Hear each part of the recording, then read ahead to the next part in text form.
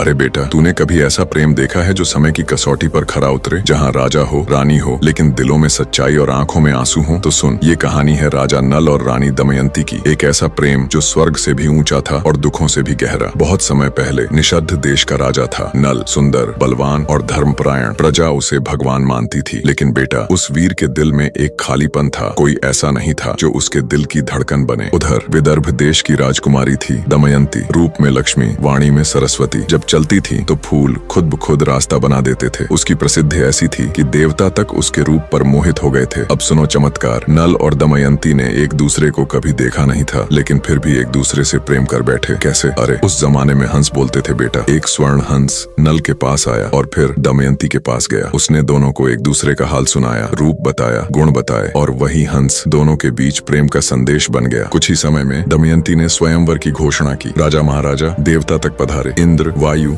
अग्नि और यमराज सभी दमयंती से विवाह करना चाहते थे, लेकिन दमयंती का दिल तो किसी और के लिए धड़कता था, नल के लिए। अब बेटा सोच जरा, जब खुद देवता सामने हो और फिर भी एक इंसान को चुन लिया जाए, क्या वो प्रेम साधारण हो सकता है? दमयंती ने सबके बीच में खड़े होकर फूलों का वरमाला नल के गले में डाल दी और वहाँ खड़े देवता चुपचाप मुस्कुराकर लौट गए। प्रेम की पहली जीत हुई थी, लेकिन ये तो बस शुरुआत थी। अब बेटा, प्रेम जहाँ होता है वहाँ ईर्ष्या भी जन्म लेती है। नल और दमयंती की खुशी को देखकर कली नाम का दैत्य ईर्ष्या से जल उठा। उसने नल को अपना निशाना बनाया। धीरे धीरे नल की बुद्धि भ्रष्ट होने लगी। जुआ, वही खेल जिसने महान राजाओं को भी गिरा दिया, उसमें नल फंस गए। राजा ने अपना सब कुछ हार दिया, राजमहल, घोड़े, हाथी, सैनिक, यहाँ तक कि अपना राज्य भी। और बेटा, जब कुछ नहीं बचा तो नल और दमयंती बस एक जोड़ी वस्त्र पहने वन की ओर निकल पड़े। दमयंती, वो रानी जिसने कभी धूप नहीं देखी थी, अब कांटों पर चल रही थी, लेकिन उसके चेहरे पर कोई शिकवा नहीं। एक रात नल को अपनी दशा पर ग्लानि हुई। वो सोचने लगा, मैं अपनी रानी को इस हाल में क्यों रख रहा हूँ? और बिना कुछ कहे वो उसे सोती छोड़